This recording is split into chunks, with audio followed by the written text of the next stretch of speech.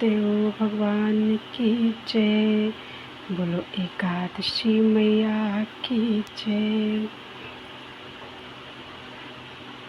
आषाढ़ कृष्णा योगिनी एकादशी।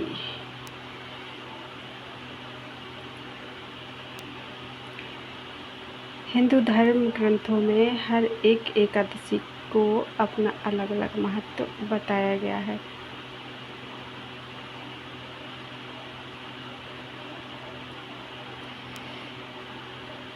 योगिनी एकादशी व्रत कथा। इन्हीं एकादशियों में एक एकादशी आषाढ़ मास की कृष्ण पक्ष की एकादशी जिसे योगिनी एकादशी कहते हैं। बोलो एकादशी मैया की जय।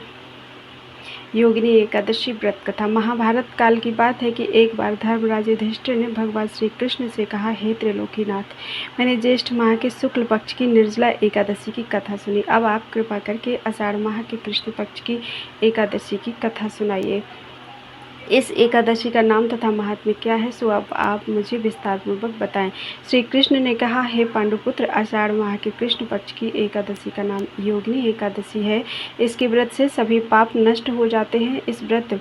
यह व्रत लोक में भोग तथा परलोक में मुक्ति देने वाला है। हे धर्मराज, यह एकादशी तीनों लोकों में प्रसिद्ध है। इसके व्रत से सभी पाप नष्ट हो जाते हैं। तुम्हें मैं पुराण में कही हुई कथा सुनाता हूँ, ध्यानपूर्वक श्रवण करो।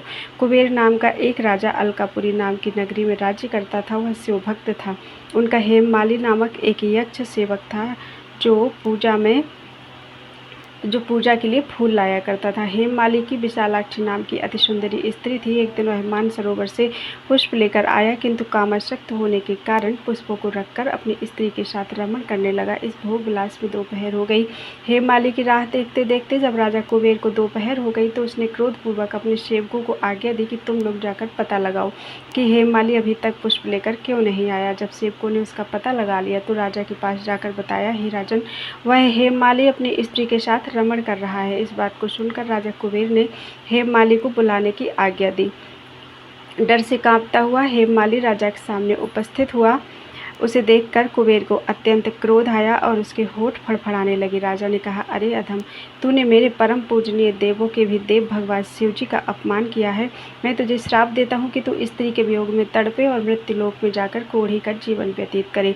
कुबेर के शाप से वह तत्क्षण स्वर्ग से पृथ्वी पर आ गिरा और कोढ़ी हो गया। उसकी पत्नी भी उससे बिछुड़ गई। मृत्युलोक में आकर उसने अनेक भयंकर कष्ट भोगे, किंतु शिव की कृपा से उसकी बुद्धि मलिन नहीं हुई और उसने पूर्व जन्म की भी सुध रही। अनेक कष्टों को भोगता हुआ तथा अपने पूर्व जन्म के कुकर्मों को याद करता हुआ वह हिमालय पर्वत की तरफ चल पड़ा। चलते चलते वह मार्कंडेय ऋषि के आश्रम में जा पहुंचा।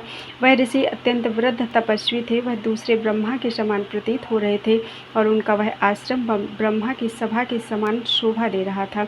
ऋषि को देखकर हेममाली वहां गया और उन्हें प्रणाम करके उनके चरणों में गिर पड़ा।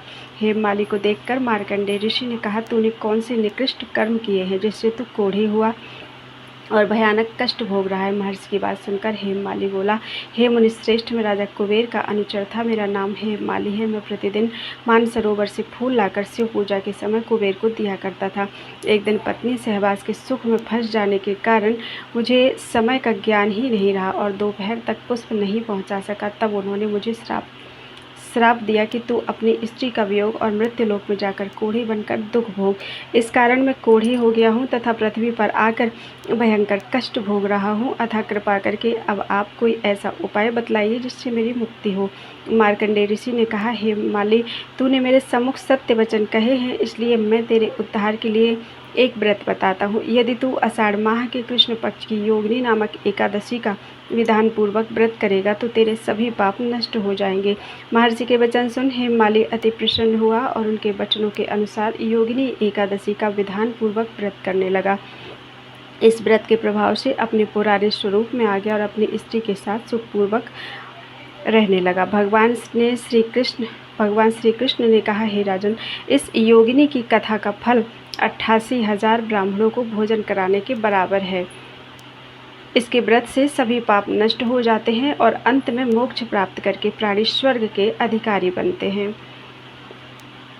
योगिनी एकादशी आषाढ़ मास के कृष्ण पक्ष की एकादशी, जिसे योगिनी एकादशी कहते हैं, योगिनी एकादशी का उपवास रखने से समस्त पापों का नाश होता है तथा इस लोक में भोग और परलोक में मुक्ति भी मिलती है। बोलो वृंदावन बिहारी लाल की जय।